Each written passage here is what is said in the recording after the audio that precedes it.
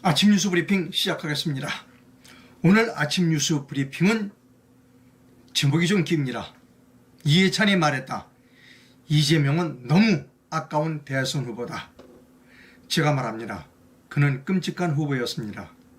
그를 낙선시킨, 그를 떨어지게 만들어주신 하나님께 감사한다. 이것이 제목입니다. 자, 오늘은 2022년 9월 22일 목요일 오전 7시 27분을 막 지나고 있습니다. 오늘 제가 방송을 준비하면서 좀 상당히 많이 늦어졌습니다.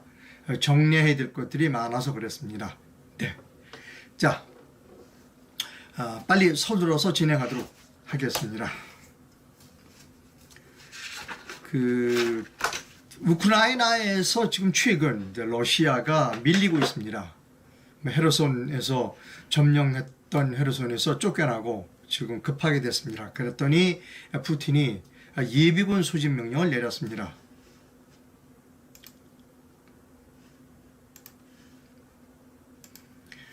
(2차) 대전 이후의 첫 동원령이라는 겁니다. 최근 우크라이나의 대반격으로 수세에 몰린 블라디미르 푸틴 러시아 대통령이 21일 제2차 세계대전 이후 처음으로 러시아군 동원령을 발표했습니다. 예비군 30만 명을 징집할 계획이라고 한다는 겁니다. 다른 보도에 의하면 러시아 국민들, 특히 젊은 남자들이 러시아를 탈출하고 있다고 합니다. 30만 명이면 적은 병력이 아닙니다. 우리나라 국군이 60만 명인데 30만 명이면 적은 병력이 아닙니다. 우크라이나 국방부가 트위터에 다음과 같은 뉴스를 전했습니다. 그걸 보여드립니다.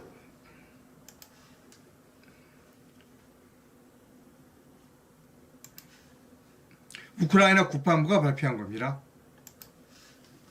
민간 마을의 악마의 무기인 소위탄을 공격했다는 겁니다. 이게 트위터에 올라온 우크라이나 국방부가 트위터에 올린 그 사진입니다. 드론으로 찍었는데요. 소위탄이 막 민가에 떨어지는 그러한 장면입니다. 우크라이나 국방부가 20일 러시아군이 최근 우크라이나 동부 도네츠크의 오제르네 북부 마을에 소위탄 공격을 퍼붓고 있는 장면을 트위터에 공개했습니다. 드론으로 촬영된 이 12초짜리 영상에서 소위탄은 하늘에서 터진 뒤 무수한 섬광을 내뿜며 마을로 떨어졌습니다. 소위탄은 사람의 뼈를 녹일 만큼 높은 온도로 주변을 태우기 때문에 악마의 무기로 불립니다.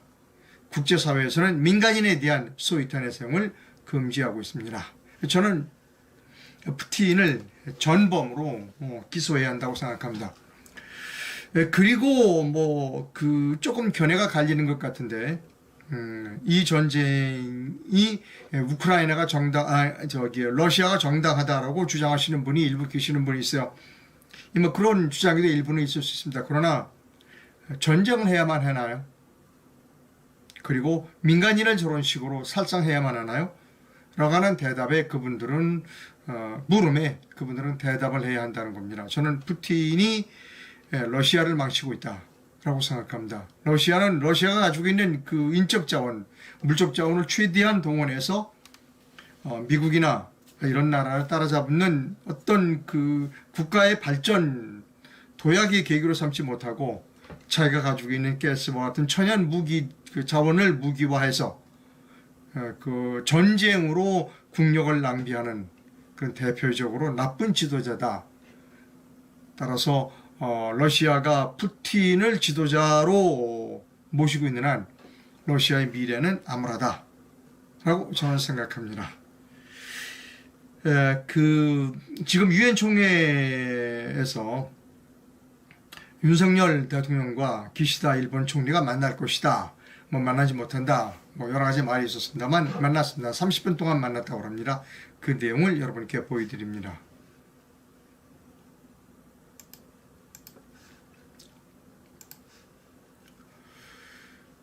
윤석열 대통령과 기시다 일본 총리가 30분 동안 만났습니다.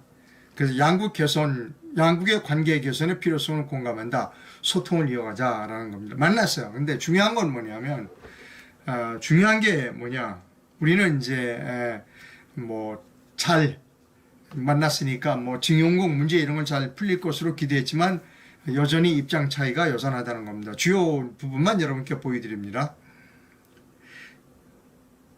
자, 여기요. 뭐 외교적인 수사는 했어요. 뭐 양국이 앞으로 잘 지내자. 다만 강제징용 피해자 배상 문제 등 양국 간 현안을 두고는 견해차가 여전해 이날 정상회담의 양국 관계 개선이 돌파구가 될지는 좀 더 지켜봐야 한다는 분석이 있다는 겁니다. 뭐 당연하죠. 기시다 총리 입장에서도 물러설 수 없는 부분입니다. 저 부분은 제가 여러분께 말씀드리고 수없이 말씀드렸던 것은 뭐냐면 이것은 대한민국이 잘못한 겁니다. 대한민국이 잘못한 거예요. 우리가 국제법을 어긴 겁니다. 자, 저는 여기서 매듭을 끊어야 된다는 겁니다. 우리가 아픔을 감수하더라도 여기서 매듭을 끊어야 한다는 겁니다. 그리고 여기서 매듭을 끊는 데 조중동과 같은 언론이 앞장서줘야 한다는 겁니다. 우리가 계약을 어긴 건 어긴 거예요. 국제법을 어긴 건 어긴 겁니다. 1965년대 한일 협정을 맺을 때 주요 쟁점이 뭐냐? 일본이 한국, 조선을 강제로 합병했느냐, 즉 적법성이 있느냐 없느냐에 대해서는 양측이 서로 물러서지 않아서 그냥 덮어두기로 했어요. 양측이 나중에 문제가 생기면 그게 적법했냐, 적법하지 않았느냐, 그러니까 나중에 이제 문제가 불고 있을 때 일단은 양측이 거론하지 않기로 하고 서로 배상 문제를 내고 다 끝낸 거예요. 덜 떨어진 판사 하나가 어떻게 판결했느냐? 일본이 강제로 지배했다, 강제를 했다. 양국 간에 국제 조약을 맺을 때 강제로 일본이 조선을 병합했느냐 안 했느냐에 대한 것은 거론하지 않기로 한 부분 빠졌으니까. 근데 그걸 우리나라 법원의 한 판사 한 명이 그거는 강제 합병이야, 강제야, 내가 적사책을 다시 쓰겠어 라고 해서 판결을 내린 겁니다. 그래서 오늘날 이와 같은 일이 벌어지는 거예요, 여러분. 그래서 여기서 우리가 분명히 알아야 됩니다. 조중동도 분명히 해야 돼요. 이 사람들도. 이 조중동, 여기 신문 오늘 잔뜩 왔지만 뭐 이거 다 쓰레기예요, 쓰레기. 올바른 얘기를 하지 않으면 전부 쓰레기입니다, 이거. 이거 종이 낭비예요. 분명하게 우리가 국제법을 어겼다라는 논설, 사설을 써야 되는 겁니다. 그래야 정신을 차립니다. 그래서 윤석열 대통령이 우리가 국제법을 어겼다라는 이야기를 분명히 하고 그 국제법을 어긴 거는 사법부가 책임을 져라 라고 얘기를 해야 하는 겁니다. 롤스타 사건 보셨잖아요. 3천억인가 우리가 물어주게 생겼잖아요.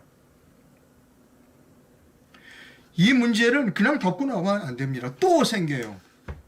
뭐 어떻게 정부나 아니면 민간이 뭐 그 돈을 내서 그 사람들 보상해 준다. 일본은 동의해 주지 않을 뿐만 아니라 그렇게 해서 넘어가더라면 또 다시 생긴다니까요. 나도 배상해 줘라고 하는 사람이 또 생긴다니까요.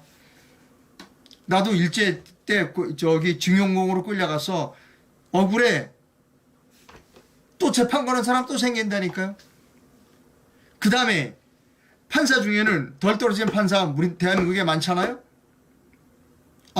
저 사람이 역사책 썼지. 나는 이번에 세계사 쓸게. 누가 판사 나부랭이를 보고 역사책 쓰라고 그랬어요? 판결하라고 그랬지. 국제법의 분명한 위반이에요. 우리가 아픔이 있더라도 분명하게 얘기를 해줘야 됩니다. 우리가 국제법을 어겼다. 국제법을 어기고 그냥 살 거면 수출 이런 거 하지 말자. 그냥 다 우리가 그냥 여기서 한반도에서 농사 짓고 소달구지 가지고 그냥 먹고 살자 라고 얘기를 해야 하는 겁니다. 그게 언론이에요. 동아일보는 계속 죽창가 부르자고 주장하는 신문이 동아일보입니다, 여러분. 조선일보도 별로 다를 거 없어요. 언론은 할 말을 해야 하는 거예요. 국가가 올바로 가는 말을 방향을 제시해 주는 것이 언론입니다. 하긴 뭐 가짜로 탄핵을 시킨 그 조중동이 뭐 올바른 얘기를 하겠어요. 자, 다음 뉴스입니다. 그러나 여러분 이거 분명합니다. 여기서 그냥 우물짝주물딱 넘기면 안 돼요. 이 책임은 사법부에 있다라고 또 넘겨야 되는 겁니다. 네가 해결해라. 네가 해결해. 네가 해결 못하면 이거 국제재판소로 간다. 가면 100% 진다. 라는 얘기를 분명하게 해줘서 사법부의 판사들이 정신을 번쩍 차리게 해줘야 된다는 겁니다. 또다시 역사책 쓰겠다. 나는 세계사 쓰겠다. 그런 얼빠진 판사들이 다시는 나와서는 안 된다는 겁니다. 한국과 일본과의 관계를 멀리해서 점점 멀리해서 떨어지게 해서 이득을 취하는 세력은 종북 세력입니다. 그리고 중국 세력입니다. 다음 뉴스입니다.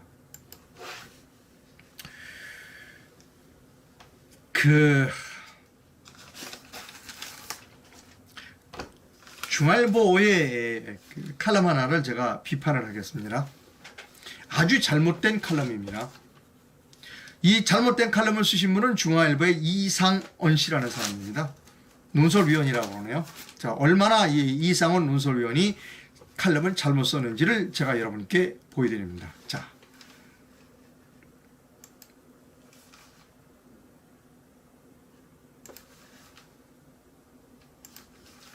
제목은 연설문에 박제된 자유입니다. 주요 부분만 읽어드립니다.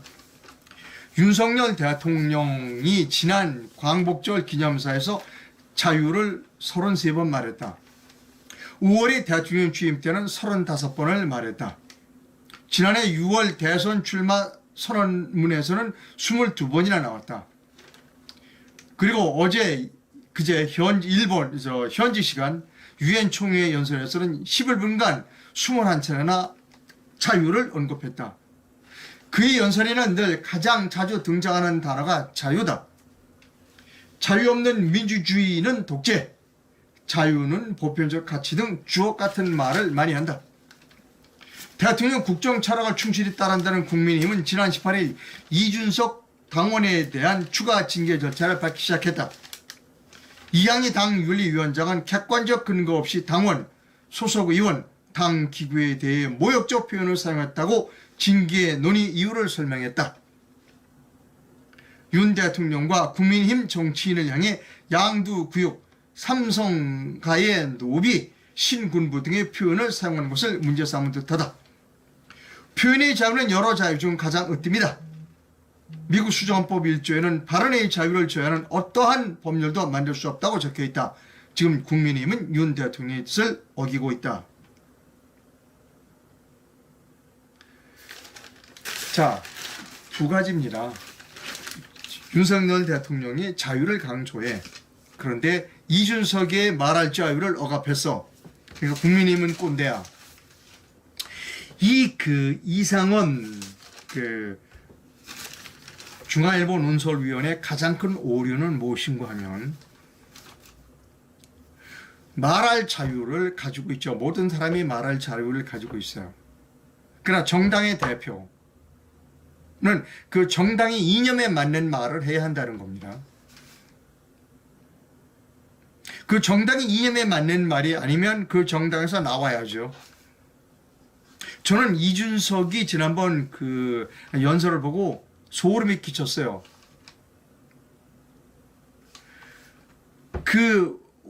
지금 현재 우리가 전체주의적 사상에 살고 있다. 회기를 강요한다. 그 다음에 아주 뭐라 그럴까, 자유민주주의의 이념을 전혀 아주 완전히 반하는, 자유주의 민주적 이념에 반하는 그런 말을 서슴없이 하는 거예요. 또 하나, 이준석의 이 퇴출은 그가 실정법을 어겼느냐 안 하느냐를 떠나서 성상납을 받았느냐 안 했느냐는 도덕적인 문제라는 겁니다. 이런 수많은 정치 지도자가 도덕적인 문제로 낙마하는 것을 알고 있습니다. 우리는 정직한 지도자, 도덕적인 지도자가 필요한 겁니다. 그래서 윤리위원회에서 징계를 내린 겁니다. 자기의 성창납 의혹, 도덕적인 문제 때문에 빚어진 것을 만회하기 위해서 그냥 막 민주주의 이념에 맞지 않는 말을 막 해. 그것을 언론의 자유다?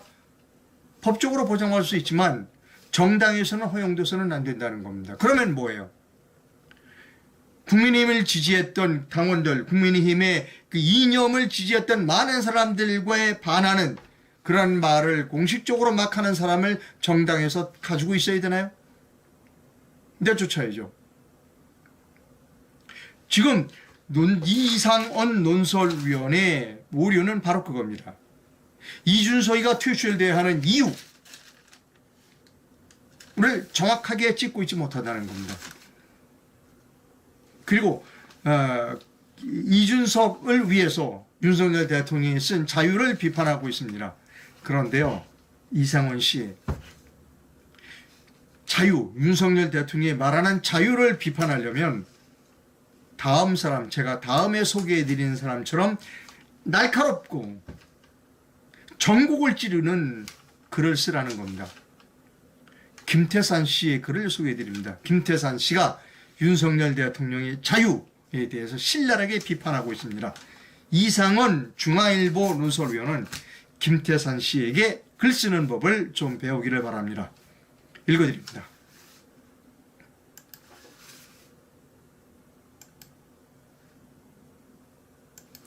김태산 씨의 글입니다. 너무 많거나 너무 적어서 망해가는 남북관이, 너무 많거나 너무 적어서는 자유입니다. 9월 20일 윤 대통령이 유엔에서 연설을 했는데 11분간의 연설에 자유라는 단어를 21번이나 언급했다고 한다. 취임 연설 때부터 자유라는 단어를 애용하는 줄 알았는데 국제 무대에서까지 대단했다. 대통령의 연설이나 비난하자는 뜻은 아니다. 지금 윤 대통령의 연설을 비난하고자 하는 뜻은 아니다. 계속 글을 쓰겠다. 내가 먼저 썼던 글에서 한국식 지나친 자유는 한국을 죽이는 독약이라고 썼더니 반대자들이 참 많았다. 그러나 난 끝까지 주장한다. 먼저 북한 얘기다. 첫째, 북한은 자유가 너무 없는 사회여서 나라가 망해간다. 북한은 개인 노동의 자유가 없어서 자기와 자기 자식을 먹일 식량도 못 벌고 굶어 죽는 매미 나라다.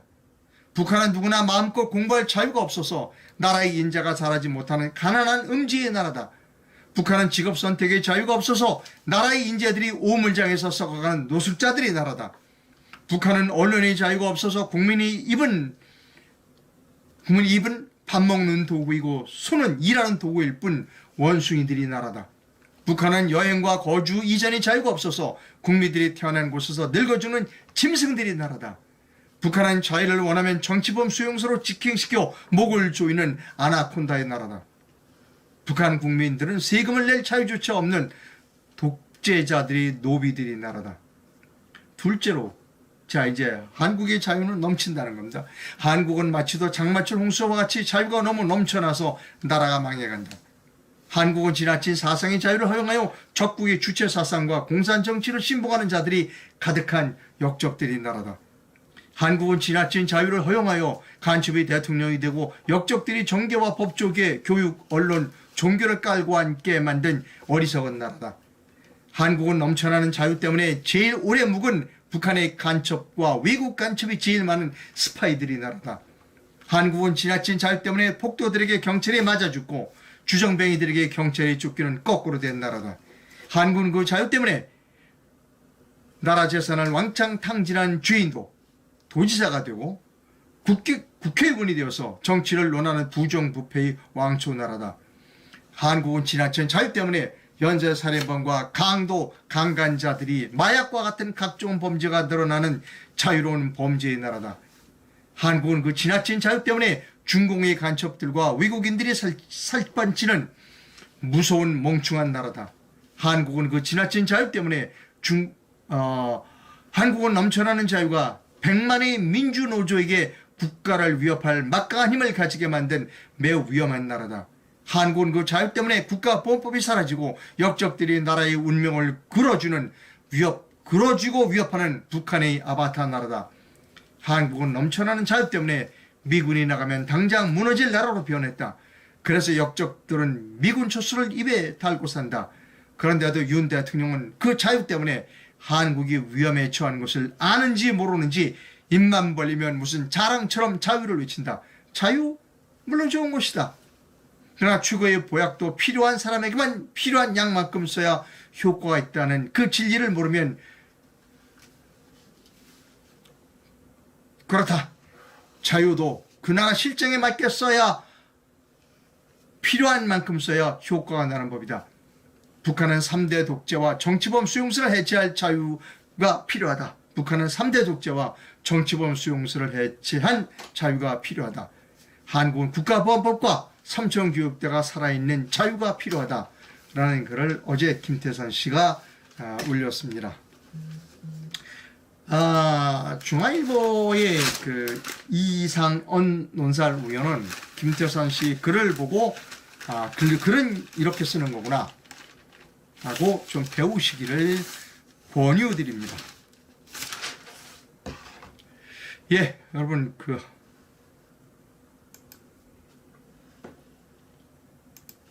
중간 광고 하겠습니다.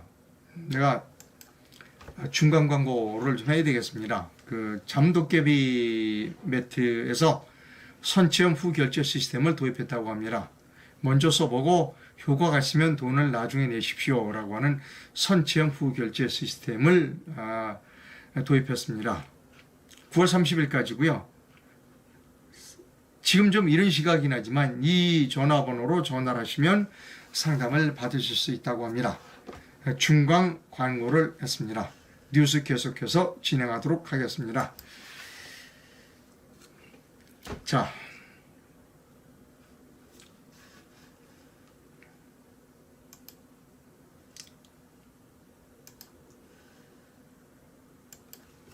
이해찬 씨가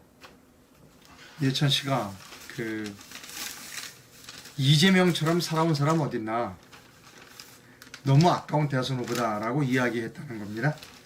예, 제가 찾아나는데, 잠깐만요. 여기 있습니다.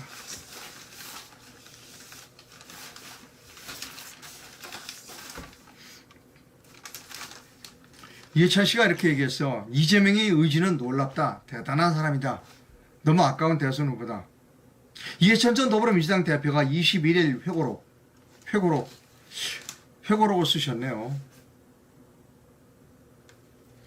꿈이 모여 역사가 된다 라는 회고록을 썼어요. 를 발간했다. 윤석열 대통령에 대해서는 비난했다.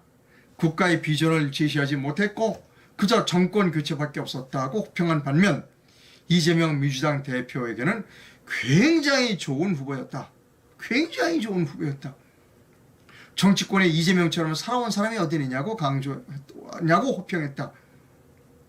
개인적인 감정을 최대한 절제했다고 책을 소개했다. 여러분 제가 좀 드릴 말씀이 있습니다.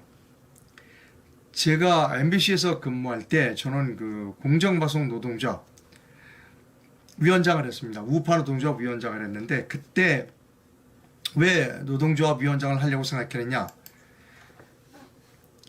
방송국에는 마스터 디렉터라고 있어요. 최종 방송을 송출하는 PD 권한을 가진 사람이, 현장 권한을 가진 사람이 MD라고 합니다. 예를 들어서 갑자기 무슨 중요한 일이 생겼다면 나가는 방송을 끊고 다른 방송을 할 것인가 말 것인가를 결정하는 사람을 MD라고 합니다. 마스터 디렉터라고 합니다. 저도 마스터 디렉터를 하면서 여러 번 방송을 끊은 일이 있습니다. 예를 들면 노무현 대통령 자살, 제가 방송을 끊고 보도국 보고 급히 속보를 내달라라고 하는 그런 위치가 MD라는 마스터 디렉터라고 하는 자리인데요. 깜짝 놀랐어요. 광우병 보도를 하는데 이 후배들이 막 나라를 망치려고 그러는 거예요. 저 엉터리 PD 수첩이 막 나가는 거야. 그래서 제가 끊고 싶었어요. 솔직하게 얘기해서. 방송 끊고 싶었습니다. 아마 끊었으면 난리 났을 겁니다. 아마 MBC 쫓겨났겠죠. 그리고 제가 공정방송 노동조합 위원장이 차라리 그때 공석이었습니다. 제가 우파 노동조합 위원장을 했어요. 연일 비난했죠. PD 수첩 없애라. 검경사장 퇴임해라. 그러고 막 했죠. 그러니까 이제 저를 막 공격해 들어오는 겁니다. 이 좌파들이 저를 막 공격해. 그리고 뭐 또 파업도 하고 막 그래요. 나는 파업한 사람 다 잘라라. 700명 다 잘라라고 주장했습니다. 이제 막 나를 공격하는 겁니다. 그러니까 저는 우리 우파 노동조합은 한 50명 정도 남짓했고 저쪽은 뭐 1000명 가까우니까 굴하지 않고 싸웠습니다. 매일 하루에 글을 써서 사내 게시판에 올렸습니다. 제가 올린 글 중에 이런 게 있습니다. 이상무인 저를 거짓의 편에 서게 해주지 않은 이상로를 거짓의 편에 서게 해주지 않은 만들어주신 신께 감사드립니다. 라는 제목의 글을 썼어요. 저를 거짓의 편에 서게 해주시지 않은 신께 감사드립니다. 라는 글을 사내 게시판에 썼죠.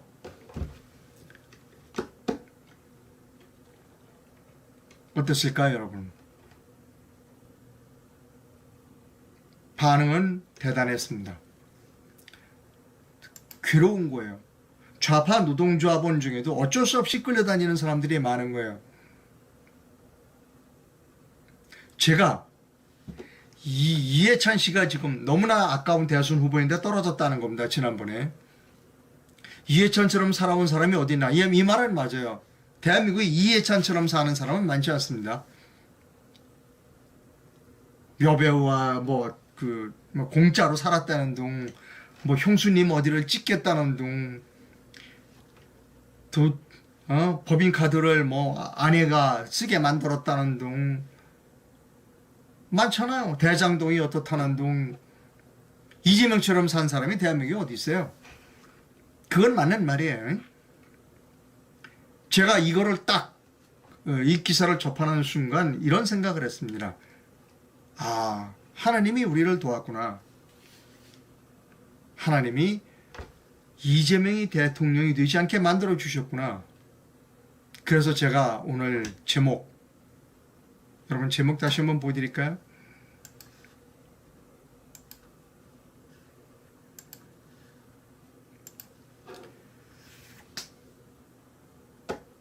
그를 낙선시켜 주신 하나님께 감사합니다. 이것이 제목입니다, 여러분. 여러분, 우리가 지금 굉장히 어렵습니다. 그러나 항상 이런 마음을 가지고 사셔야 합니다. 저 거짓의 편에 서게 해주시지 않은 신께 감사하는 마음으로 살아야 한다는 겁니다. 하나님을 믿으시든 부처님을 믿으시든 상관없습니다. 지금 이 어려운 시기에 거짓말장이들이 판치는 이 시기에 내가 거짓의 편에 서지 않았다. 그렇게 만들어주신 신께 감사드리면서 우리는 살아야 합니다. 개성 뉴스를 진행합니다. 저는 문재인 정부가 죄송합니다. 윤석열 대통령이 인사를 했어요. 아까 이해찬 씨는 윤석열 대통령이 인사를 엉망으로 했다 어쩌고 그러는데, 윤석열 대통령이 임명한 사람 중에 가장 잘한 사람 중에 하나가 금감원장 아닌가 싶어요. 뉴스를 보여드립니다.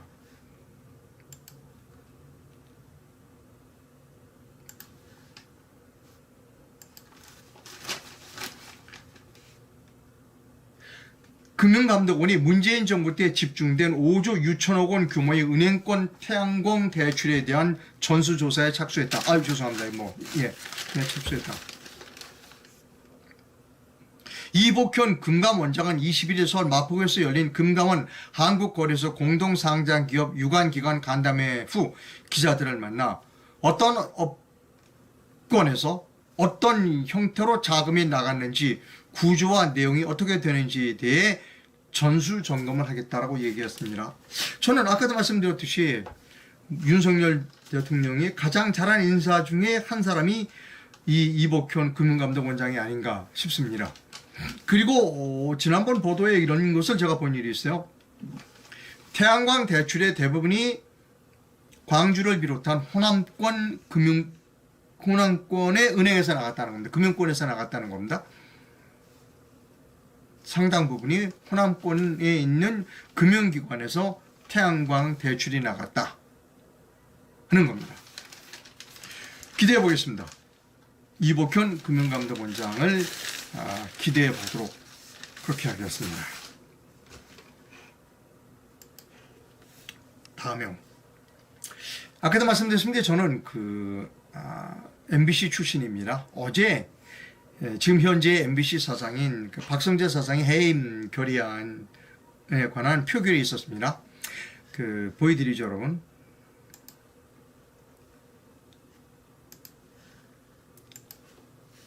MBC의 재단은 방송문화진흥회입니다.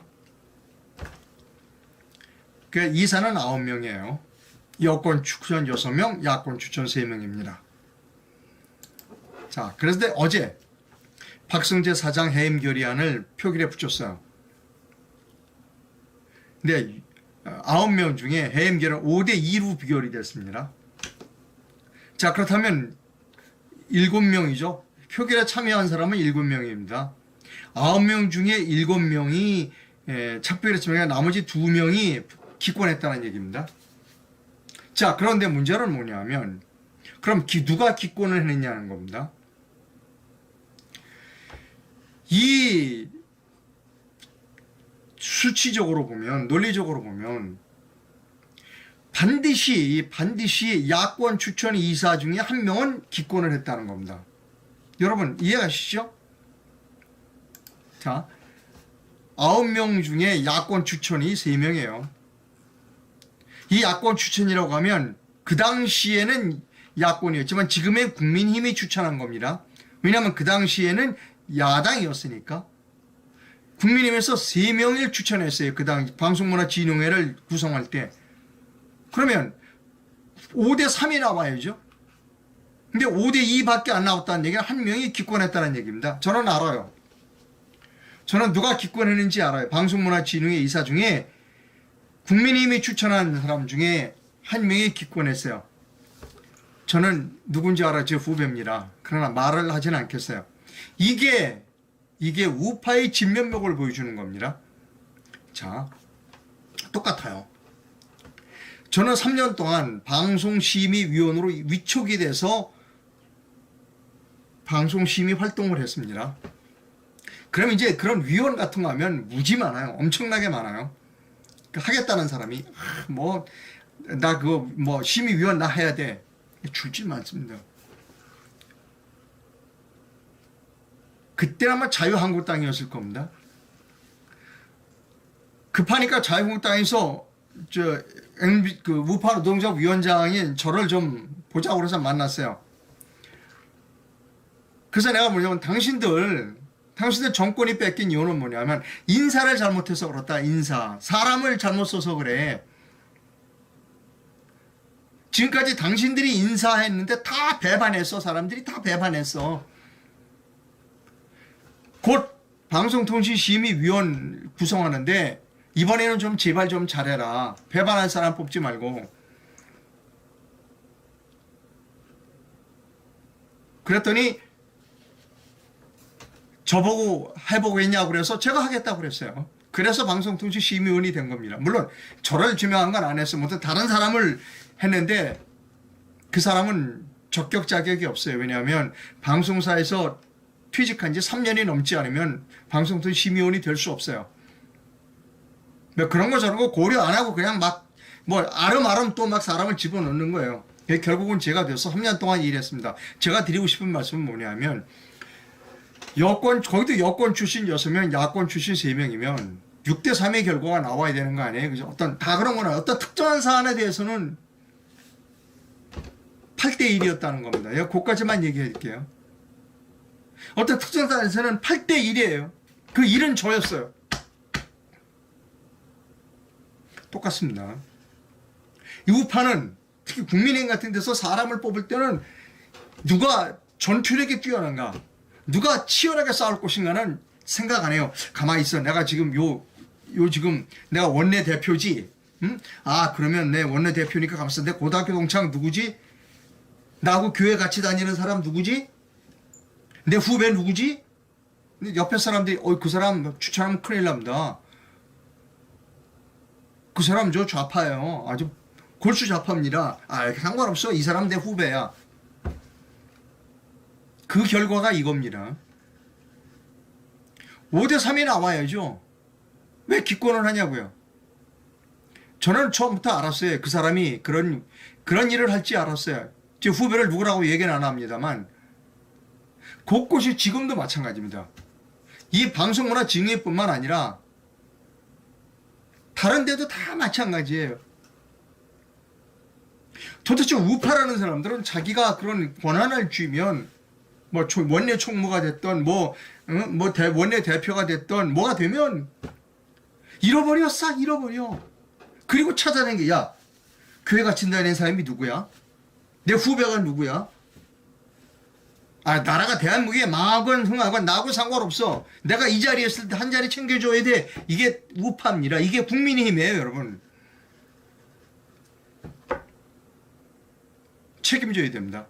이 사람을 이번에 기권한 사람을 추천한 사람 누군지 알아요. 저는 국민의힘에 그 사람이 책임져야 돼. 그 사람이 옷 벗어야 됩니다. 이런 일은 앞으로도 계속됩니다. 이런 일은 앞으로도 계속돼요. 주호영 대표됐죠? 그분은 이런 일 안 할 것 같아요? 천만의 말씀. 대표적인 사람이 주호영입니다. 대한민국 그건 뭐 상관없어. 그 대한민국이 잘 되거나 하고 무슨 상관이 있어. 내 식구 챙겨야지. 지난번 방송통신심의위원회 3년이 끝났어요. 제가 느낀 게 너무너무 많아요. 노하우가 필요한 거예요. 그래서 제가 임기 한 번 더 하겠다고 그랬어요. 주호영 씨에게 한 번 더 하겠다. 내가 3년 한 번 더 하겠다.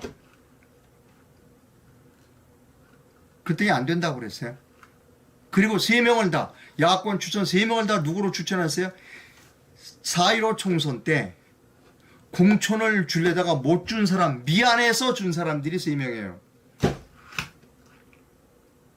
여러분 이제 이해하셨습니까? 제가 방송통신심의위원이 다시 못됐다고 해서 드리는 말씀이 아니에요. 거기 치열한 데예요. 사악한 사람들은 그득 차 있어요. 제가 말씀드립니다만 제가 3년 동안 방심위에서 그 심의위원을 할 때 엄청나게 많이 싸웠어요.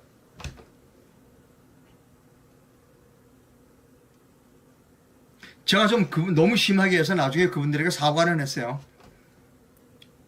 너무 심하게 공격했어요. 제가 지금 생각하면. 그러나 했어요. 가슴에 폭포처럼 흘러내리는 눈물을 머금고 공격했어요. 정의의 이름으로 나머지 사람들 모두 다 이렇게 정의의 이름으로 이것은 반대한다. 너희들은 다 부정한 사람이라는 거 아니야. 그 얘기를 하고 왔더니 그 사람들이 너무나 막 가슴이 아프고 그냥 속이 상한 거예요. 나중에 제가 그 부분은 좀 사과했습니다. 제가 정의를 독점한 부분에 대해서는 사과했어요. 그러나 공격했습니다. 저를 만나면 3년 동안 아마 그 사람들 자다가도 벌떡벌떡 일어났을 거야. 복도에서라도 저를 말하면 이렇게 보이잖아요. 사람이 깜짝깜짝 놀라는 게 보여요. 그렇게 싸우는 겁니다. 싸움은.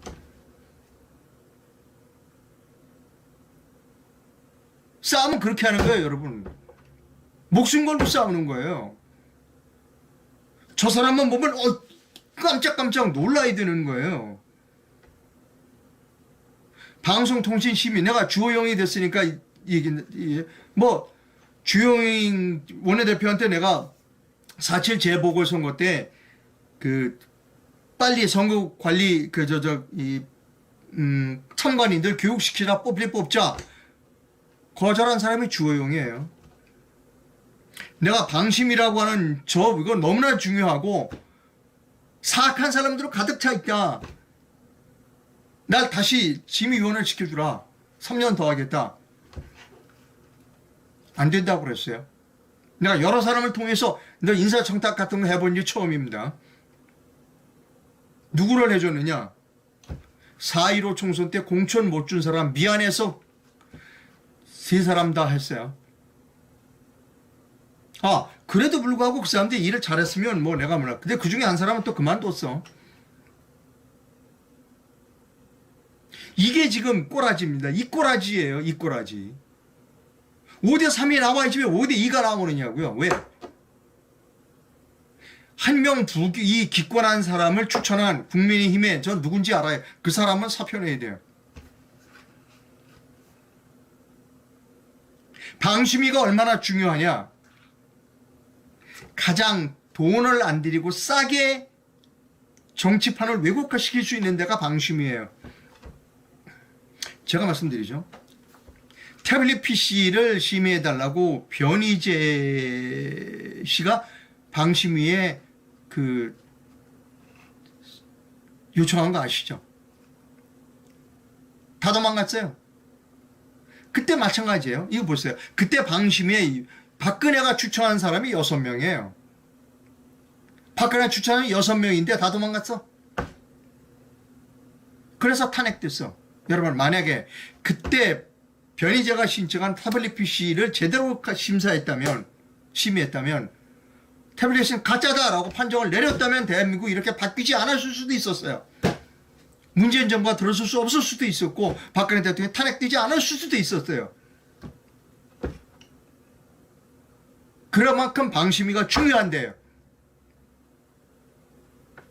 그런데 어떻게? 총선 때 떨어진 공천 못 줘서 미안한 사람들 있잖아요. 그렇게 중요한 것을, 여러분, 제가 그 사람들을 비난하는 거 아닙니다. 개인을 비난하는 거 아니에요. 오해하지 마십시오. 개인을 비난하는 거 아닙니다. 국민의힘의 주호영과 그 시스템을 비난하는 겁니다. 그렇게 너무나 중요한 자리에 인선의 기준이 4.15 총선 때 공천 못 준 사람에게 자리를 챙겨주는 그것이 기준이었다면 심각한 거죠.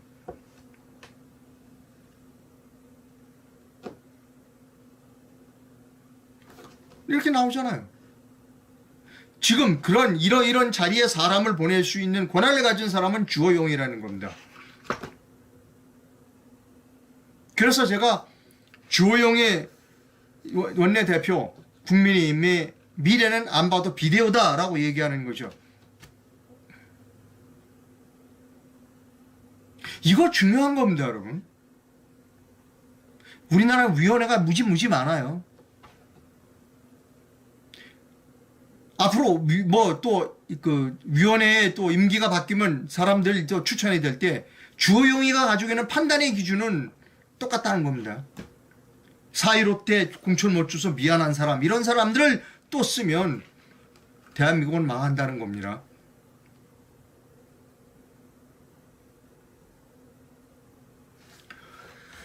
좀 길어졌지만 너무나 중요한 문제이기 때문에 말씀드린 겁니다. 이 영상을 주호영 씨가 봐야 돼요. 윤석열 대통령도 봐야 한다는 겁니다.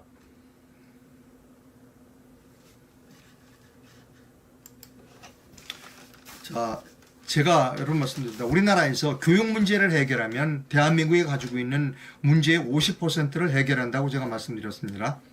중앙일보에 아주 재미있는 칼럼이 실렸어요.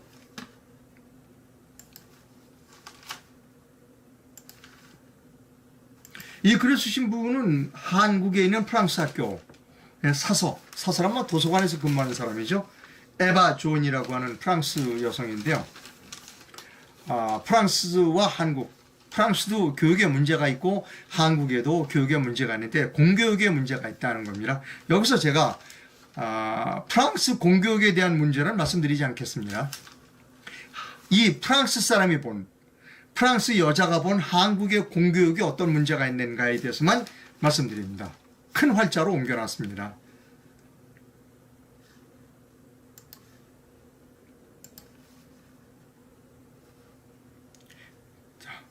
자, 여기 이겁니다. 이게 프랑스 사람이 본 한국의 문제입니다. 한국 교육의 문제입니다.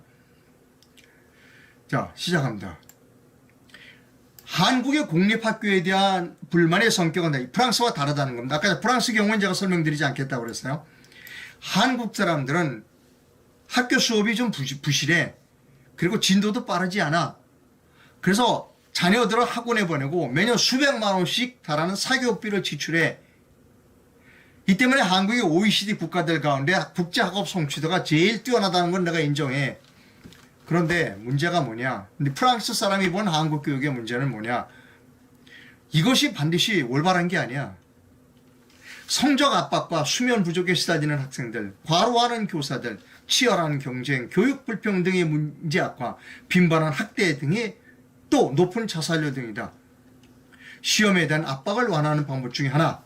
자, 프랑스 여성이 한국 교육에 대한 충고가 이겁니다.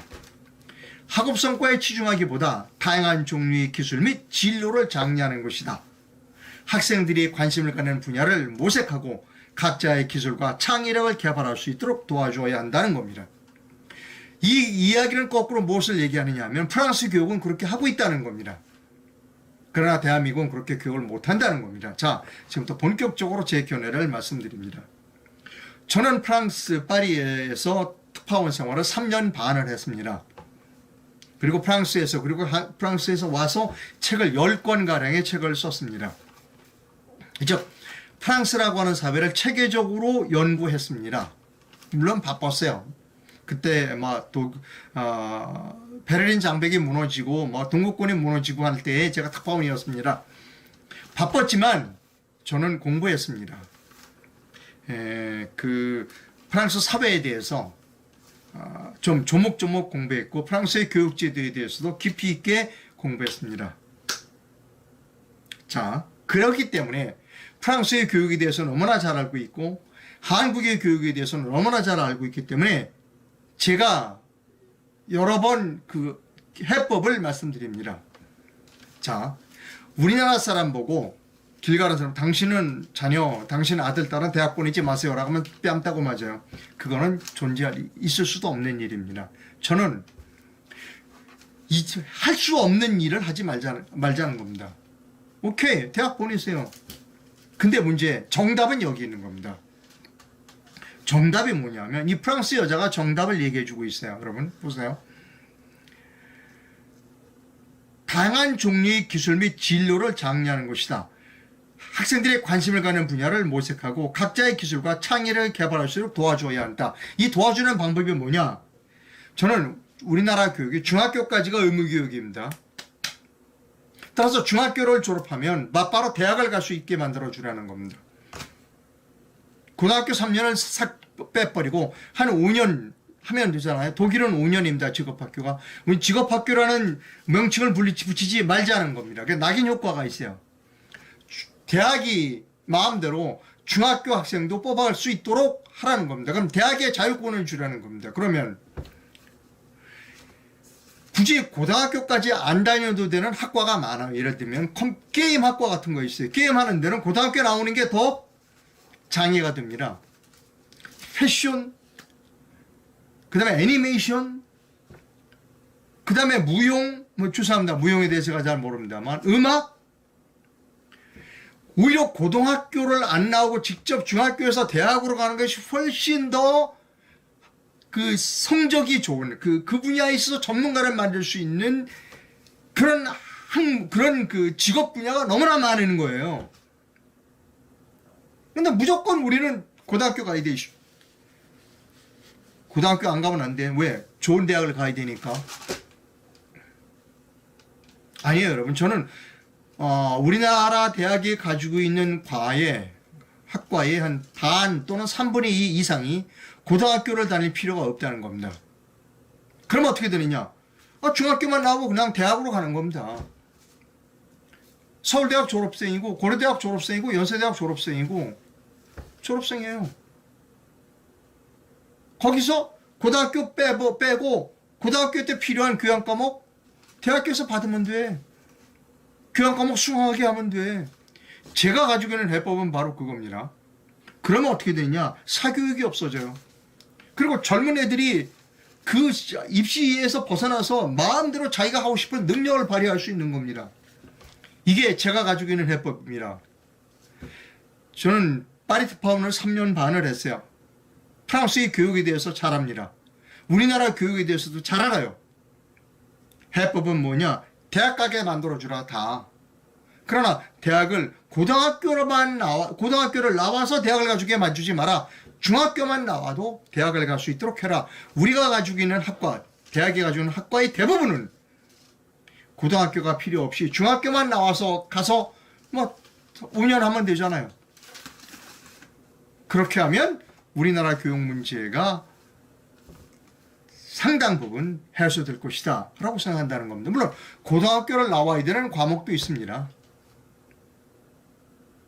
법학이라든지 뭐 그런 과목이 있겠죠.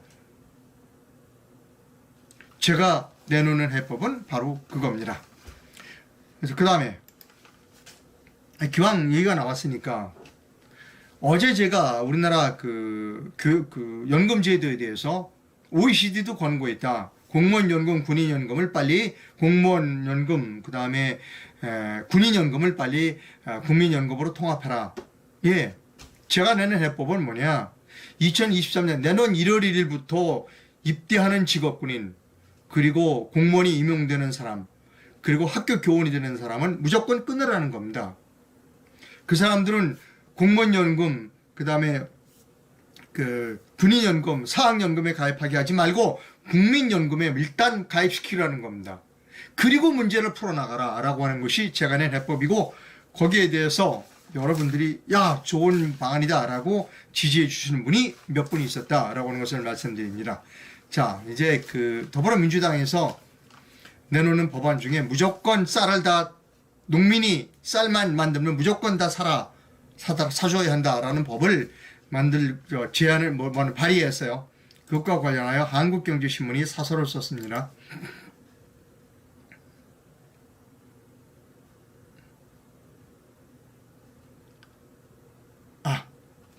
그거에 죄송합니다. 그게 빠졌어요.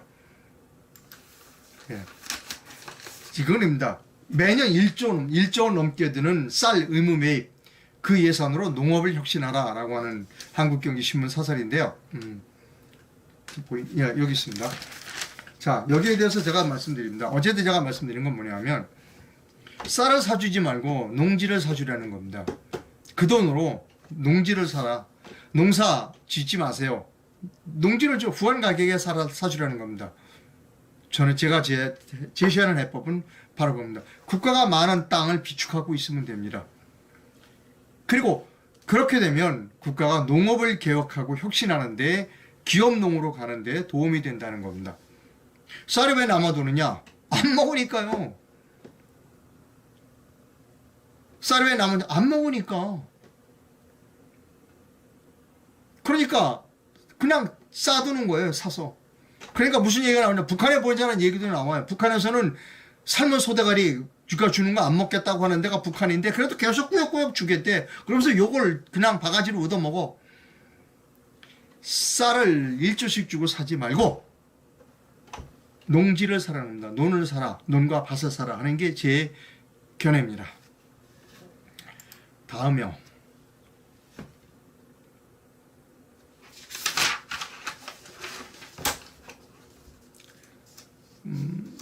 중간 광고 하나 하겠습니다.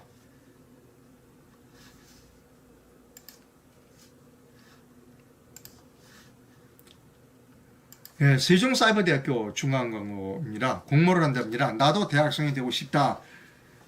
공모를 하는데요. 4차 산업혁명 시대 컴퓨터 AI 학위 취득을 위한 나만의 수강 로드맵을 공모합니다. 상금이 있어요. 이렇게 상금도 있고 12월 4일까지 공모를 합니다. 공모의 주제는 세종사이버대학교 컴퓨터 AI 공학과에서는 100만 IT 인재 양성을 위한 개인화된 수강 로드맵을 공모합니다. 취업을 위해 혹은 승진을 위해 학비 부담 없이 IT 학위 취득을 위한 지름길 공모전 수상 기회와 함께 구상해 보십시오. 여기 문의처가 있습니다. 이메일도 있고 전화번호도 있습니다. 여러분 많이 공모에 응하시기를 바랍니다. 그리고 부탁드립니다. 저에게 좀 광고를 좀 주세요. 싸게 해드릴 테니까. 이렇게 구글은 뭐 이상로하고 뭐 그는 이미 원수를 줬기 때문에 여러분께서 좀 저에게 광고를 좀 밀어주셨으면 합니다. 자, 뉴스 계속합니다. 재밌는 뉴스입니다. 지금부터.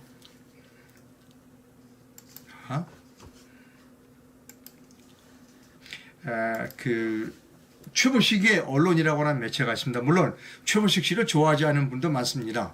그러나 좋아하지 않는 부분이 저도 상당히 많아요. 저도 최보식 기자를 많이 비판을 하는 사람입니다. 그런데 또 우리가 올바른 이야기할 때는 또 소개를 해줘야 됩니다. 제목이 최보식의 언론인데 여왕 조문 못해 무슨 국격이 훼손되냐. 지금 뭐 난리 났잖아요. 조문 못해서 뭐 대한민국의 국격이 훼손됐다고 뭐 떠드는 사람들이 많죠. 근데 최보식이가 이렇게 했어요. 여왕을 조문 못해서 무슨 국격이 훼손됐냐. 문재인과 김종숙을 떠올려보라. 지금 혼밥하는 거 봐라. 혼밥 중국 가서. 이게 국격이 떨어지는 거다. 라는 글을 썼어요. 또 재밌는 거 보여드릴게요. 여러분. 페이스북에서 찾았습니다. 그분의 성함은 제가 좀 가렸습니다.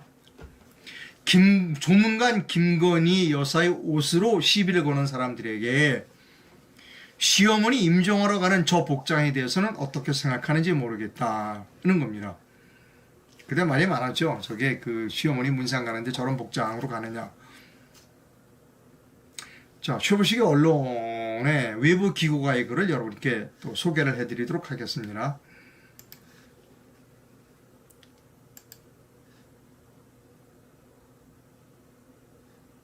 자, 우리가 뭐 얼레리 꼴레리 뭐 이런 거 많이 하죠. 얼레리 꼴레리 피해 보상적 심리. 이분은 검비봉 논설이라고 합니다. 검비봉. 아마 예명이겠죠? 예. 자, 읽어드리겠습니다. 이런 집착은 어디에서 오는가? 채워지지 않은 허전함과 불안한 눈빛을 감추기 위해서일까? 아주 옛날 부촌에 살던 아이가 좀 가난한 동네로 전학을 갔다. 일단 교실의 소음의 크기가 부자 동네 학교의 2배나 컸다. 아이들 간의 대화 소통 방식이 달랐다. 전에 못 듣던 욕조래가 많이 들리지만 무엇보다도 같은 동무들끼리 얼레리 꼴레리 놀림을 많이 한다는 점이다. 부촌의 학교도 시기와 질투가 대단하지만 얼레리 꼴레리 쟤 좀 보세요 식의 조롱을 하지 않는다. 그때 빈촌의 아이들은 왜 사소한 흠이나 실수에도 와르르 달려들어서 얼레리 꼴레리에 열을 올릴까? 배고픔이 채워지지 않는 허전함을 거칠고 모욕적인 언사로 채우고자 하는 보상적 심리 행동이 있었을까? 더불어민주당에 유난히 그런 아이들이 많다. 별것도 아닌 흠결에 손가락질을 하며 얼레리 꼴레리를 연발한다. 저것 보세요. 바지를 거꾸로 입었네요. 행거치프를 꼽았네요. 모자에 망사를 달았네요. 지각을 했네요. 별의별 것을 다 끌어댄다. 눈썰미가 좋다고 해야 할지 조롱질이 특화되었다고 해야 할지 김남국, 최강욱, 청정래 등등은 타고난 얼레리 꼴레리꾼이다. 고민정은 그중에도 매우 특출나다. 맹구형, 지적 미달형 얼레리 꼴레리이다. 윤 학생이 열등감이 강하다느니 김 여사가 맹하다느니 이런 애들은 하굣길에 따라붙어서 집에 갈 때까지 얼레리 꼴레리를 연호하고 심지어는 저녁밥 먹고 나와 걔네 집 앞에 가서 밤늦게까지 얼레리 꼴레리를 해야 된다. 이런 집착은 어디에서 오는 것일까? 채워지지 않는 허전함과 불안한 눈빛을 감추기 위해서일까? 저들은 밤새 얼레리 꼴레리를 할 수 있는 건수를 연구해서 아침 뉴스에 나오는 눈치다. 서영규는 군 장병 팬티값을 벗겨 먹으느냐고 들고 나오면서 한자리 끼어든다. 뭐라도 해서 존재감을 살려야 하는 입장들을 이해하겠다만 자신들이 세금을 얼마나 녹여먹고 있는지 안다면 헛수작들 그만하고 아침 뉴스에 참신한 정책을 한번 내놓는 모습을 보여준다면 원이 없겠다. 점잖고 원숙해지기는 바라지도 않는다. 그러니 이제는 초등학교 때 놀려먹던 재미를 그만 놓아야 할 나이가 아닌가. 트집을 잡아내면 딱 부러지는 것을 제대로 까발려주기를 바란다라고 하는 견해를 소개해드렸습니다. 좀 아침에 힘드네요. 예, 저는 독립언론인입니다. 제가 옳다고 생각하는 말을 여러분께 말씀드립니다. 저도 오류가 있습니다. 제가 오류를 범하는 부분을 여러분께서는 가차없이 지적을 해주시면 감사하겠습니다. 그러나 대한민국의 이런 쓰레기들과 저는 좀 차원이 다릅니다. 이 쓰레기들을 정화해야 합니다.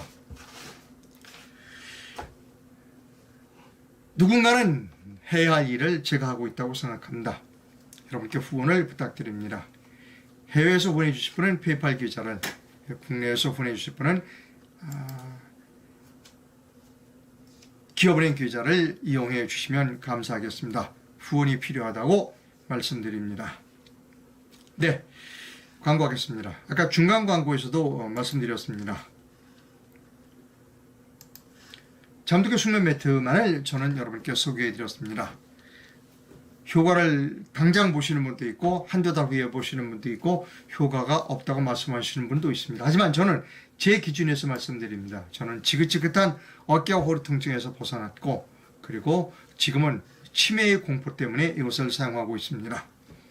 잠들게 숙면 매트가 아까 말씀드렸듯이 선체험 후 결제 시스템을 진행하고 있다고 합니다.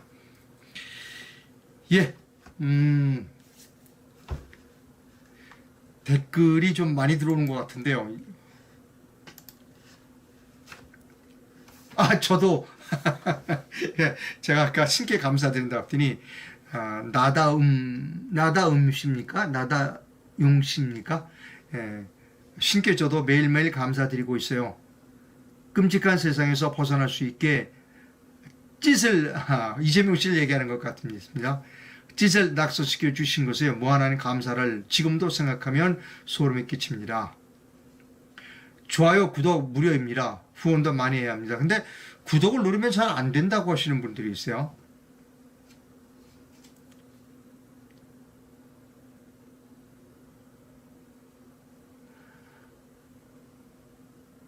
주호영 씨에 대한 비판에 동의하시는 분들이 상당히 많이 있습니다. 근데 못 바꾸나요, 주호영 씨? 좀 바꾸면 안 되나요, 이제? 대한민국을 위해서? 주호영 씨도 대한민국을 위해서 좀 살면 안 되나요? 그게 그렇게 힘들어요?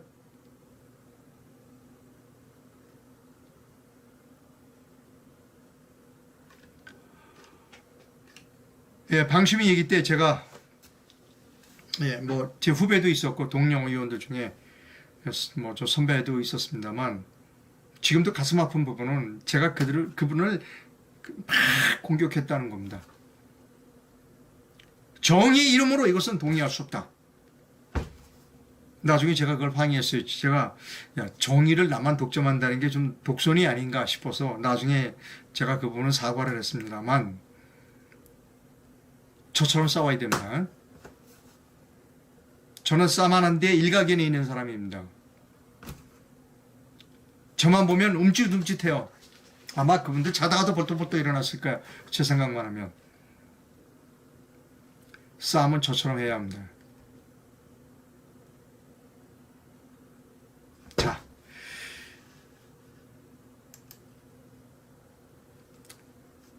거짓의 편에 서게 해주지 않은 거짓의 편에 서게 해주지 않은 하나님께 감사드립니다. 좋은 하루 되시기 바랍니다.